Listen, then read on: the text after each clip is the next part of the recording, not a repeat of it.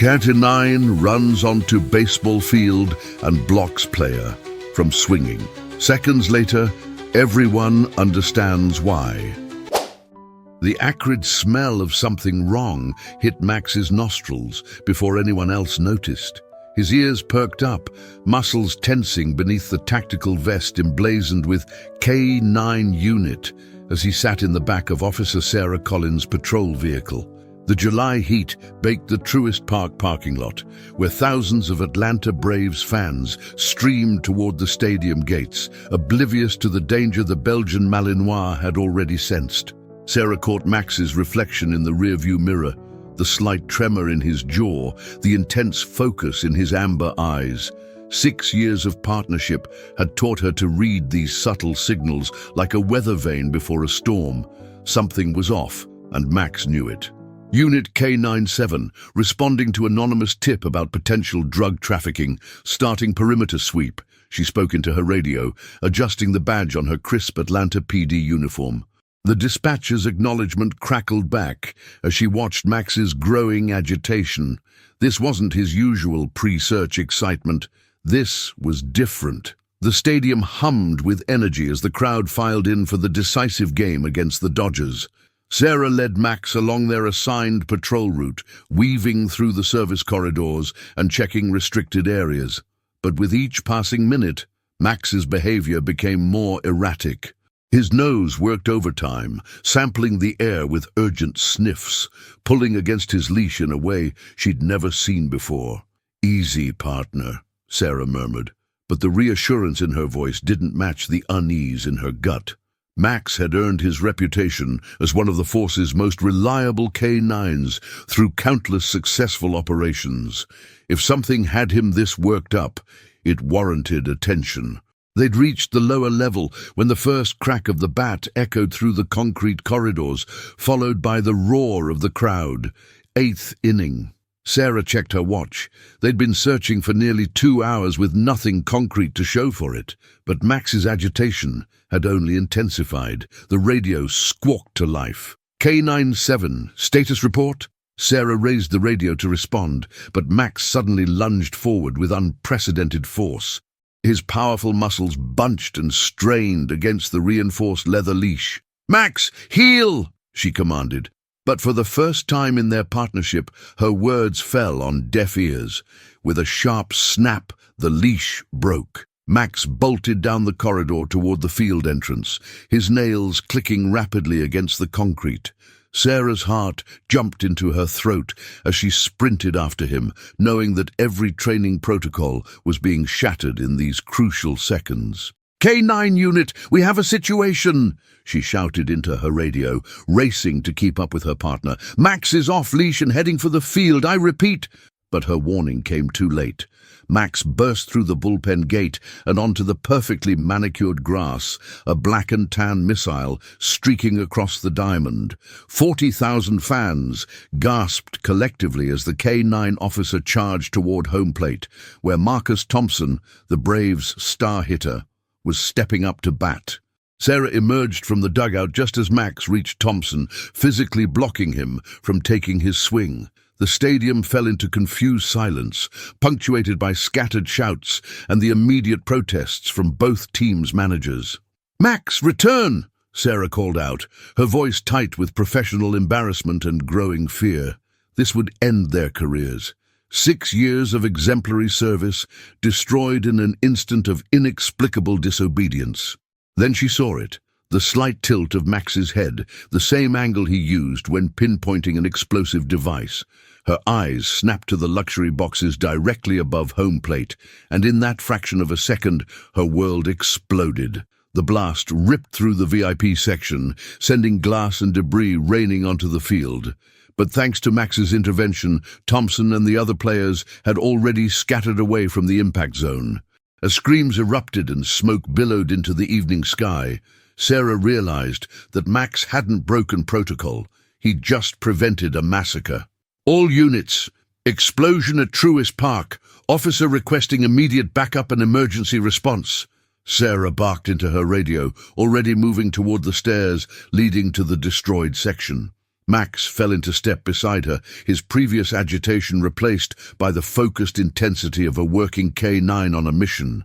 As they climbed the stairs, through panicked crowds and choking smoke, Sarah placed her hand briefly on Max's head. No words were needed. They both understood that this was just the beginning. Whatever they'd stumbled into was bigger than a routine drug bust, and somewhere in the chaos, their suspect was likely watching, calculating their next move. Max's ears suddenly pricked forward, and a low growl rumbled in his chest. Through the thinning smoke, Sarah caught a glimpse of a figure moving with purpose toward the service exit. Someone wearing a stadium security uniform who moved like military personnel. "Ready?"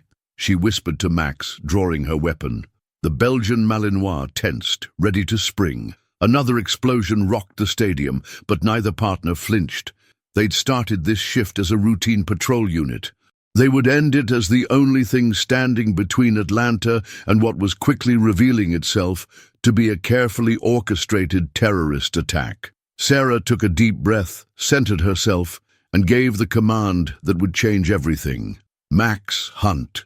Smoke hung thick in the evening air as Sarah Collins climbed through the wreckage of the luxury box, Max leading the way with his nose low to the ground. Emergency lights strobed across shattered glass and twisted metal, casting strange shadows that danced across the walls. The explosion had torn a hole through 3 levels of the stadium, but something about the damage pattern nagged at Sarah's trained eye. "This was controlled," she muttered, noting the precise radius of the blast.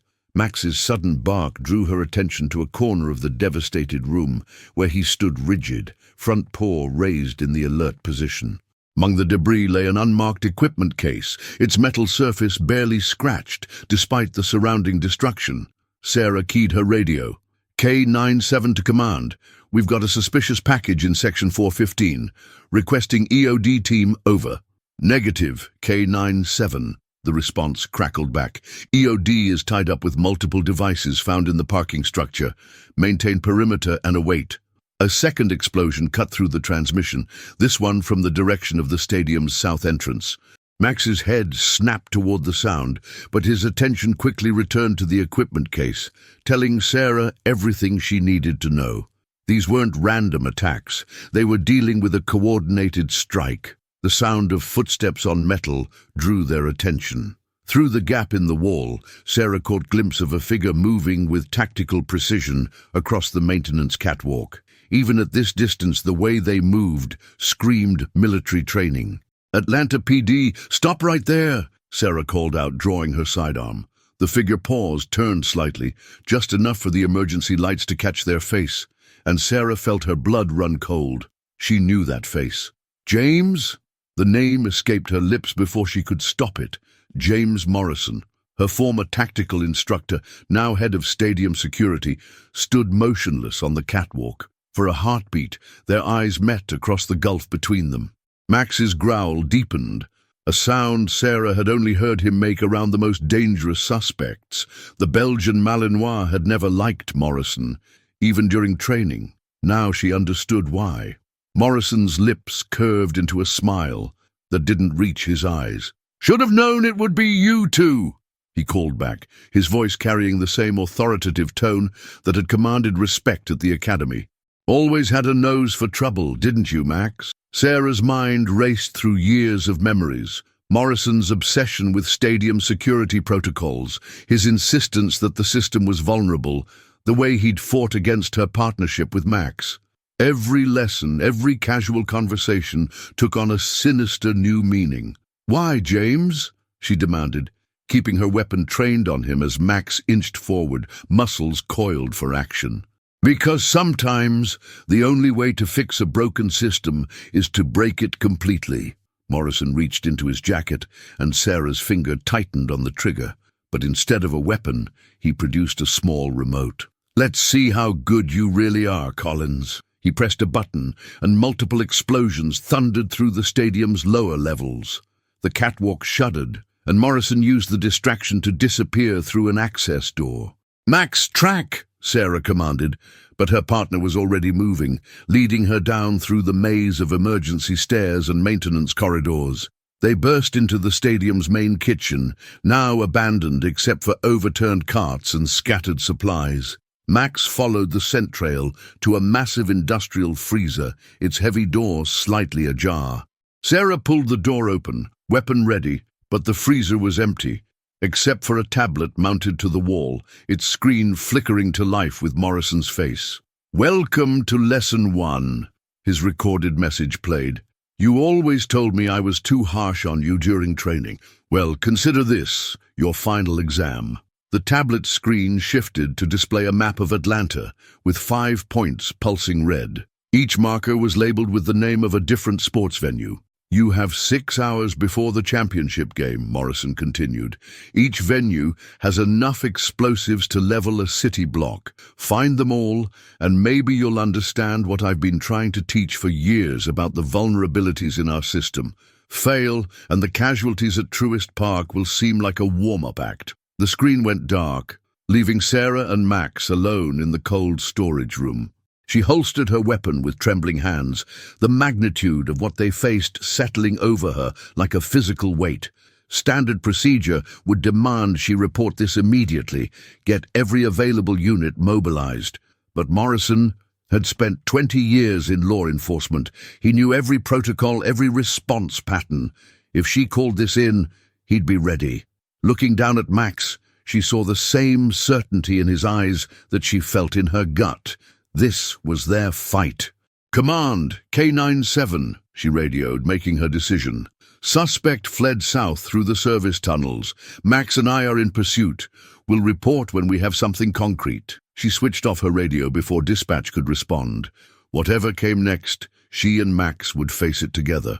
Morrison had always criticized their partnership, called it a liability. Now they would prove just how wrong he'd been. "Find him, Max," she whispered, and her partner responded with a soft whine of determination. As they moved through the darkness of the service tunnel, Sarah realized they weren't just chasing a suspect anymore. They were hunting a ghost from their past, a mentor turned monster, and the clock was already ticking. The basement of Sarah's apartment building hummed with the sound of ancient fluorescent lights as she spread case files across a makeshift workspace. Max lay alert beside her, his ears twitching at every distant noise. It was 2 a.m., 6 hours since Morrison's video message, and Sarah's mind kept returning to a day 5 years ago, the day that had brought them all together. "Remember this boy?" she murmured, pulling out a worn photograph. In it, a younger Sarah stood proud in her graduation uniform, Morrison's hand on her shoulder, and a younger Max sitting perfectly at attention between them. The Belgian Malinois lifted his head at the rustling paper, his nose touching the image briefly before he let out a soft whine. The memory hit her with crystal clarity. The police academy's K-9 training facility, the summer heat rippling off the asphalt as 20 handler candidates lined up for their final evaluations. Morrison, then the department's most respected tactical instructor, had saved Max for last. "This one's special," he'd announced, leading the Belgian Malinois into the training yard. 3 years of military service, top of his class in explosive detection. He's failed every handler we've paired him with. Too independent, too strong-willed. But watch this. Sarah closed her eyes, remembering how Max had moved through the obstacle course with mechanical precision, following Morrison's commands flawlessly, until the final test, the trust fall. The dog was supposed to stop at the edge of a raised platform, waiting for his handler's command before jumping down to attack a padded assailant. Max had reached the edge and frozen, refusing Morrison's commands to jump. The instructor's face had darkened with frustration. "See? Unreliable. We'll probably have to wash him out of the program." But Sarah had seen something different in Max's hesitation. Not defiance, assessment. The dog wasn't refusing to jump. He was calculating the best angle of attack. "Sir," she'd called out, breaking protocol, "may I try?" Morrison's laugh had been dismissive. "Officer Collins, you barely passed the basic handling course. This dog needs—" Max had made the decision for them, trotting away from Morrison to sit squarely at Sarah's feet. The entire training yard had fallen silent. "Okay, rookie," Morrison had challenged, his voice carrying an edge she now recognized as something darker than mere irritation. "Show us what you can do." Sarah had knelt beside Max, meeting his amber eyes. No commands, no harsh corrections, just a moment of silent communication. When she stood and approached the obstacle course, Max followed, as if they'd worked together for years. A sharp bark from present-day Max snapped Sarah back to reality. Her phone screen lit up with a text from an unknown number. "You always did have a soft spot for strays, Collins, like that mutt of yours. Check the old training yard if you want to understand why." Sarah's hand instinctively went to her weapon as she scanned the basement shadows. The message had to be from Morrison. No one else knew about that day, about how she'd defied his assessment of Max. Another text appeared. "Tick-tock, 5 hours left." "He's playing with us," Sarah muttered, but Max was already moving toward the stairs, his body language screaming urgency. She gathered the files quickly, her mind racing. The training yard was abandoned now, shut down after budget cuts 2 years ago. The perfect place to hide something you didn't want found. The drive across Atlanta took 20 minutes, each passing moment heavy with the weight of Morrison's countdown. The old facility loomed behind rusted gates, its windows dark except for the occasional reflection of moonlight. As Sarah cut the engine, Max's ears pricked forward. A sound too faint for human hearing had caught his attention. They approached the main building carefully, Sarah's flashlight beam cutting through years of neglect. The front door hung slightly open, its lock recently broken.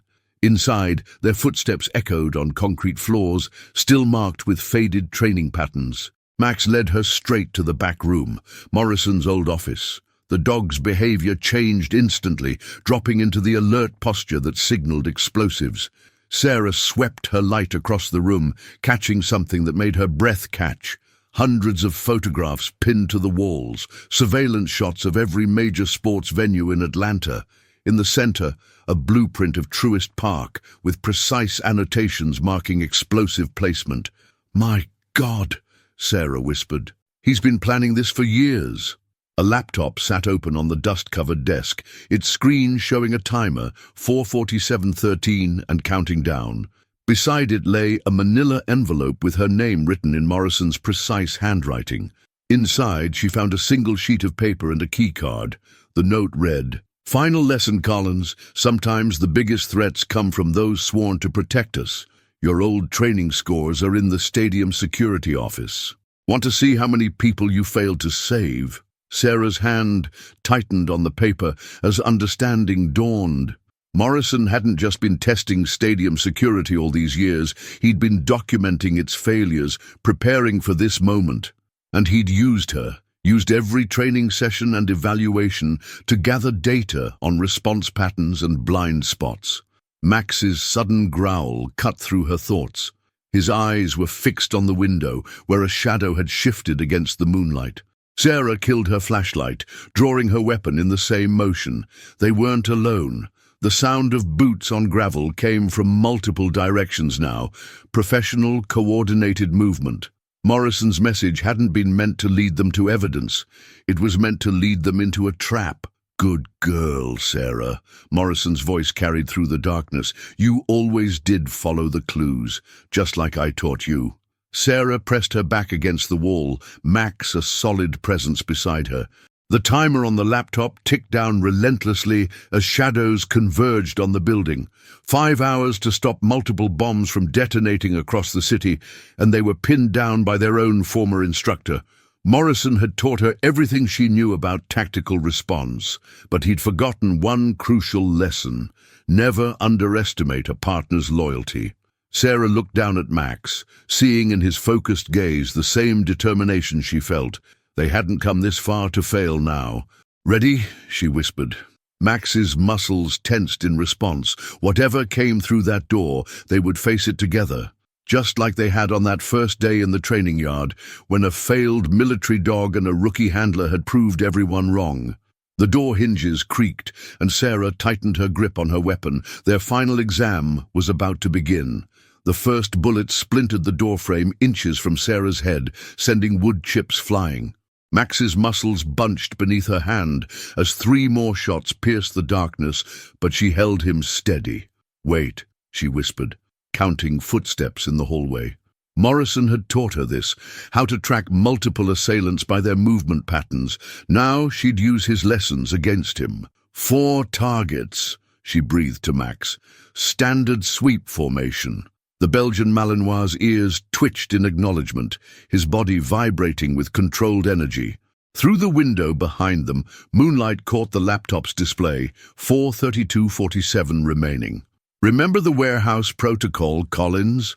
Morrison's voice echoed through the building. "How many civilians died in that simulation because you hesitated?" Sarah's jaw tightened. That training exercise had haunted her for months, a scenario where waiting for backup had led to catastrophic civilian casualties. Morrison had drilled it into her. Sometimes protocol gets people killed. A flash of movement caught her eye, tactical lights sweeping the corridor. They were using a standard containment pattern exactly as she'd been taught, but Sarah had learned new tricks since the academy. "Max, scatter!" The command sent the K9 charging forward with a thunderous bark, not attacking but creating chaos. In the confined space, the sound bounced off walls like physical force. The tactical lights swung wildly, operators instinctively tracking the dog's movement. Sarah was already moving, using Max's distraction to roll across the doorway. Her first shot caught the nearest attacker in the vest, sending him stumbling. Her second found another's weapon hand. Max circled back, a black blur of precise aggression, taking down a third man before he could adjust his aim. "Police, drop your weapons," Sarah commanded, but the fourth attacker was already retreating, falling back to a defensive position. Military training in every movement. Morrison wasn't working with common criminals. "Status check." Morrison's voice crackled through their radios. Sarah grabbed one from a downed operator, listening as the retreat was called. They weren't here to kill her. This was another test, another lesson. The laptop chimed, drawing her attention. A new message flashed across the screen. "Final exam, part 2. 5 bombs, 4 hours, 3 more casualties at Truist Park. Still think you can save everyone?" Sarah's blood ran cold as she accessed the police band on her phone. Reports were flooding in. 3 maintenance workers found dead in the stadium's lower levels, each killed execution style. The timestamps matched their confrontation at the training facility. "He had them killed while he kept us distracted," she realized, bile rising in her throat. Max pressed against her leg, offering silent support as she fought back waves of guilt and rage. The laptop screen changed again, showing security footage from 4 other stadiums. In each feed, people moved about their normal routines, unaware of the dangers planted in their midst. Morrison's voice emerged from the laptop speakers, calm and instructional as ever. "Your greatest weakness, Collins? Empathy. You care too much. That's why Max chose you, another soft heart looking for redemption. But sometimes caring gets people killed." Sarah's fingers flew across the keyboard, trying to trace the video feeds. But Morrison had learned from his time in cybercrimes. The signal bounced through dozens of proxies. "Time to choose, Collins," Morrison continued. "You can try to find all 5 bombs, knowing you'll fail and hundreds will die. Or you can focus on saving one venue completely. Like that warehouse scenario, sometimes victory means accepting acceptable losses." Max's head suddenly snapped toward the window. A high-pitched tone, just at the edge of human hearing, was emanating from somewhere in the compound. The dog's reaction confirmed Sarah's suspicion. The same frequency used in their explosive detection training. "He's not just testing us," Sarah muttered, watching Max's behavior. "He's using our training against us. Every scenario, every lesson, it's all part of his plan." She grabbed the laptop, grateful for the backup drive in her pocket. 4 hours to solve a puzzle built from her own training history, with hundreds of lives in the balance. But Morrison had made one critical mistake. He'd designed this test around her weaknesses, forgetting that she and Max had grown stronger since their academy days. "Command Officer Collins," she radioed, breaking her silence. "Multiple bombs confirmed at 5 locations. Suspect is James Morrison, former tactical instructor. He's using police and military protocols. Treat all security personnel as potentially compromised. The radio crackled with demands for explanation, but Sarah was already moving. Max took point as they navigated the dark corridors, his nose working overtime. The high-pitched tone was different from their normal explosive detection signals. Morrison had modified it somehow. They emerged into the training yard where their partnership had begun 5 years ago. The moon cast long shadows across the obstacle course, now overgrown with weeds. Sarah paused, watching Max's behavior closely. The tone was stronger here, making him circle with increasing agitation. "What are you trying to tell me, boy?" she whispered. Max stopped at the platform where he'd once refused Morrison's commands, pawing at the ground. Sarah knelt, running her hands along the concrete edge until she felt it, a seam that shouldn't be there. The hidden compartment contained a single USB drive and another note. "Lesson learned, Collins? Sometimes the answer is right where you started. Now solve the pattern before the timer hits 0. Your move, rookie." Sarah plugged the drive into the laptop, watching as files populated the screen. Training logs, security assessments, patrol patterns. 5 years of data Morrison had collected while teaching them. Somewhere in these files was the key to finding the bombs. Max's ears suddenly pricked forward, catching a sound too faint for human ears. Sarah tensed, weapon ready, but her partner's posture wasn't aggressive. It was alert, expectant, the same way he looked when he'd found a crucial piece of evidence. The high-pitched tone changed frequency slightly, and Max's behavior shifted in response. Sarah's eyes widened as understanding dawned. Morrison hadn't just been teaching them all these years. He'd been learning from them, studying how Max detected explosives, and now he was using that knowledge to create his own signature. "Good boy," she breathed, scratching Max's ears as she turned back to the laptop. "Sometimes the biggest threats come from those sworn to protect us," she quoted Morrison's note, "but sometimes the best protectors are the ones everyone underestimated."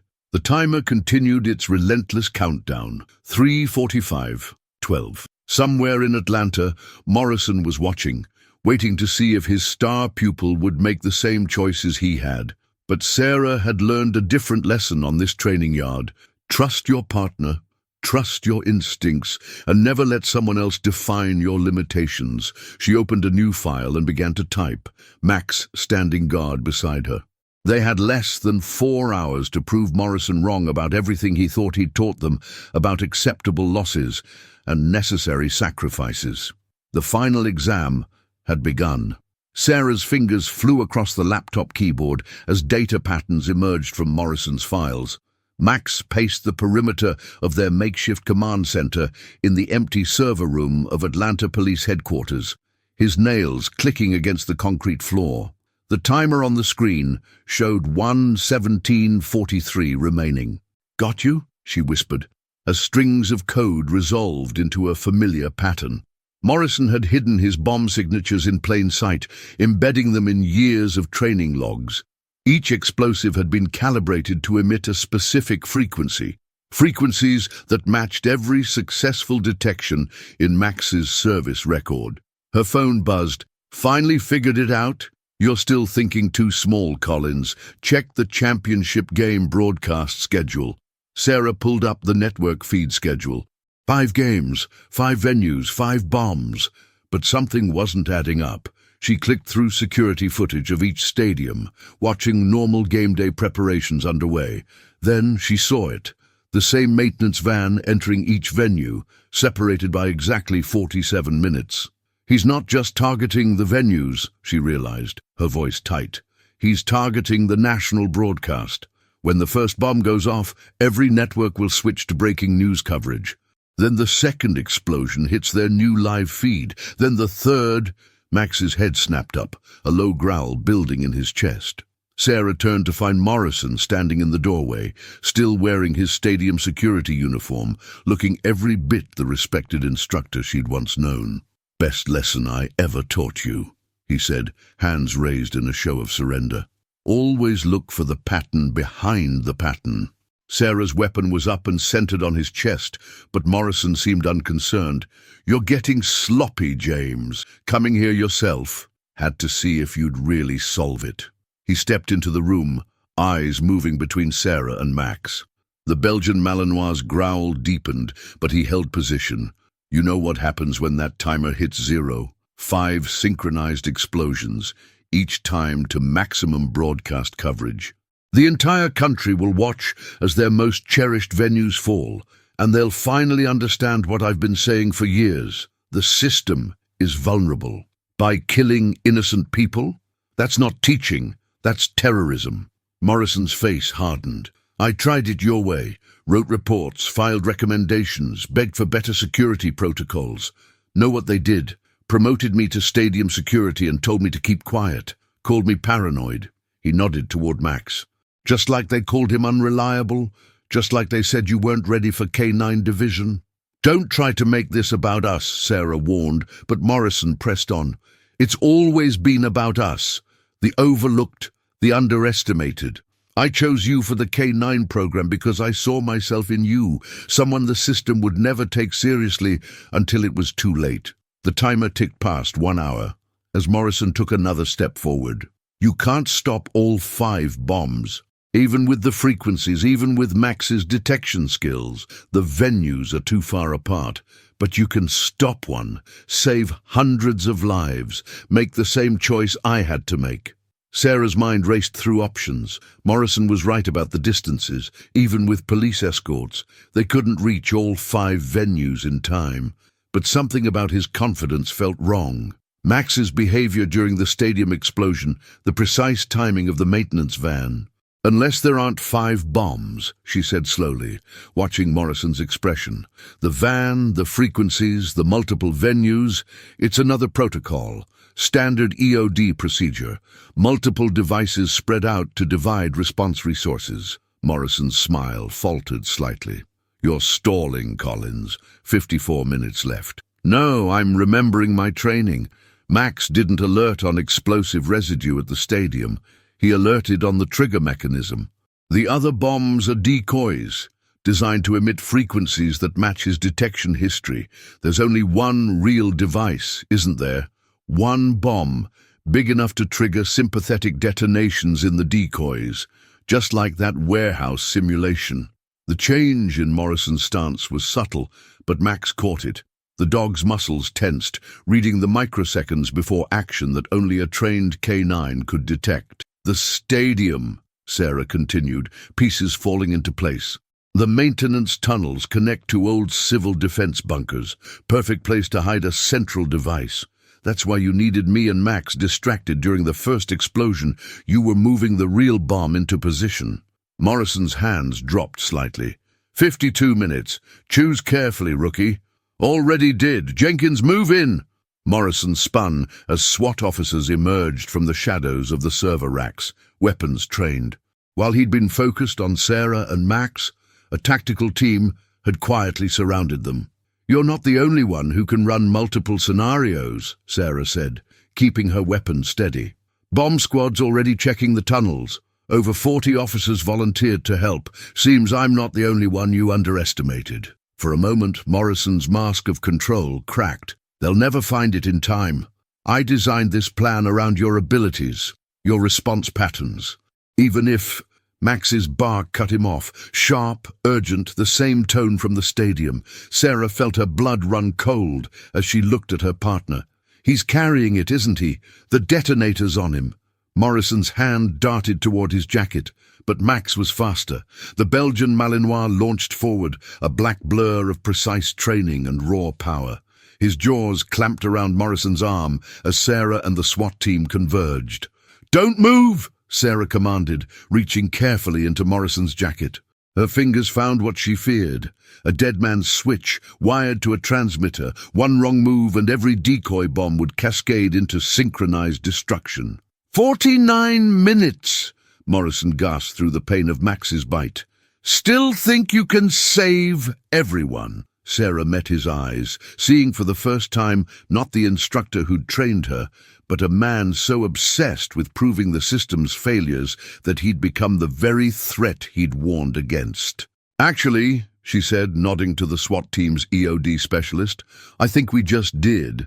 Max maintained his hold as the specialist carefully disarmed the switch. When it was finally safe, Sarah knelt beside her partner, scratching his ears just like she had on their first day of training. Good boy, she whispered, the best partner I could have asked for. Morrison said nothing as he was cuffed and led away, but his eyes never left Sarah and Max. 6 years of training, of preparation and planning, undone by the very partnership he'd tried to prevent. The server room's emergency lights cast harsh shadows as bomb squad reports began coming in from each venue. 5 decoy devices found and neutralized. 1 central bomb, hidden exactly where Sarah had predicted, safely disarmed. Hundreds of lives saved not by following protocol, but by trusting the instincts Morrison had tried to train out of them. Sarah's phone lit up with a final alert. Championship game delayed, but proceeding as scheduled.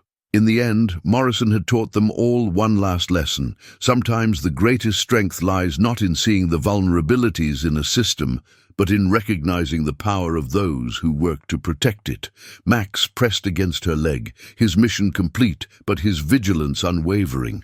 Together, they watched as Morrison disappeared into custody, leaving behind a legacy very different from the one he'd planned. The final confrontation was over, but Sarah knew that somewhere in Atlanta, another threat was waiting, and when it emerged, she and Max would be ready, not because of Morrison's training, but in spite of it. Dawn broke over Atlanta's skyline as Sarah Collins stood in the observation room of the Federal Detention Center watching James Morrison being processed. The former tactical instructor sat handcuffed to the interview table, his stadium security uniform replaced by prison orange. Through the one-way glass, she could see the subtle tells of his training. Eyes constantly scanning exits, fingers drumming in coded patterns, body positioned for maximum tactical advantage, even while restrained. Max sat alertly at her side, his presence steady and grounding. The Belgian Malinois hadn't taken his eyes off Morrison since they'd arrived, as if ensuring their former mentor couldn't orchestrate one final surprise. Officer Collins. FBI Special Agent Rachel Torres stepped into the room, case files tucked under her arm. Bomb Squad just finished their final report. Thought you'd want to see this. Sarah accepted the folder, though she'd already memorized most of its contents. 5 decoy devices, each masterfully crafted to emit specific frequencies matching Max's detection history. 1 central bomb, powerful enough to trigger a cascade of sympathetic detonations across the city. Morrison's plan hadn't just been about causing destruction, it had been about proving a point. The technological sophistication is remarkable, Torres continued. He spent years developing these devices, testing them against K9 units during routine training exercises. No one noticed because he was authorized to run the tests, used his position to hide in plain sight. That's what he taught us, Sarah replied, scratching Max's ears. The best cover is authority. The perfect crime looks like procedure. Through the glass, Morrison looked up suddenly, staring directly at their position, despite the mirror's concealment. Max's muscles tensed, but he held his position, a far cry from the unreliable military dog Morrison had tried to wash out of the program. He's requesting to speak with you, Torres said carefully. Says there are other vulnerabilities in the system, other lessons you need to learn. Director's leaving it up to you. Sarah considered the man who had shaped so much of her career. Every instinct she possessed, every tactical decision she made, carried echoes of his training. Even now, part of her wanted to hear what he had to say, the eager student still seeking the instructor's approval. But Max's soft whine drew her attention downward. In her partner's eyes, she saw the truth Morrison had never understood. True strength wasn't found in exposing weaknesses or proving points. It was built in trust, in the silent communication between partners who believed in each other when no one else did. No, she decided, we've learned everything we need from him. Torres nodded, understanding. The prosecution's pushing for maximum sentences on all charges. Terrorism, attempted mass murder, conspiracy. He'll never see the outside of a cell again. Good. Sarah gathered her equipment, checking that her weapon was secure. Max and I have a patrol to run." They left Morrison behind, walking through the detention center's sterile corridors. Sarah's phone buzzed with a news alert. "Hero K9 team prevents stadium disaster." The attached photo showed Max at the baseball field, blocking Marcus Thompson's swing seconds before the first explosion. Outside, Atlanta was coming alive with morning traffic. The Truist Park investigation scene had been cleared, the championship game rescheduled. Life was returning to normal, though enhanced security protocols, real ones, based on the vulnerabilities Morrison had exposed, were being implemented across the country. Sarah's radio crackled. K9-7, possible suspicious package reported at Centennial Olympic Park, security requesting immediate assistance. "Do K9-7 responding," she answered, opening the patrol car's back door for Max. Her partner jumped in eagerly, ready for another mission.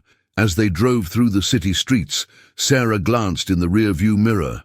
Max sat alert in his tactical vest, every inch the professional partner Morrison had failed to see. The Belgian Malinois caught her eye, and Sarah smiled at the unwavering trust she found there. "What do you say, boy? Ready to make some new training records?" Max's bark was all the answer she needed. They had learned their lessons well, not Morrison's bitter teachings about system failures and acceptable losses, but the deeper truths discovered on that training yard 5 years ago. Trust your instincts, believe in your partner, and sometimes the greatest victories come from proving wrong those who underestimate you. The sun climbed higher as they approached Centennial Olympic Park, painting Atlanta's buildings in shades of gold. Sarah activated her body camera and checked Max's vest cameras. Another policy change inspired by their recent case. Future training classes would study the footage, learning from how one K9 team had prevented disaster. But the most important lesson wouldn't be found in the official reports or training manuals. It lived in the bond between a handler and her dog, in the silent communication that had proved stronger than any protocol or procedure. "Ready?" Sarah asked, pulling up to the scene.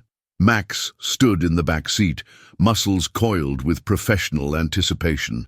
They had no way of knowing what this new case would bring, but it didn't matter. Whatever challenges lay ahead, they would face them the same way they'd faced Morrison's final exam, together. Sarah opened the car door, and Max jumped out to take his position beside her. Around them, park visitors paused to watch the K9 team in action, some recognizing them from the news coverage. But Sarah and Max paid them no attention. They had work to do. "Max, search," she commanded, and they moved forward as one. The morning sun caught Max's badge and Sarah's as they crossed the park grounds. Two partners, once deemed unsuitable for service, now standing as living proof that the strongest defense against threats isn't found in rigid protocols or perfect systems. It's found in trust, in loyalty, and in the unshakable bond between those who choose to protect others, no matter the cost. Morrison had tried to teach them about vulnerabilities and acceptable losses. Instead, he'd helped create something he never intended, a partnership that would redefine what it meant to serve and protect, one case at a time. Max paused, nose working the air, and Sarah moved to back him up. Just another day on patrol for Atlanta's finest K9 team. Just another chance to prove that sometimes the best lessons are the ones we teach ourselves.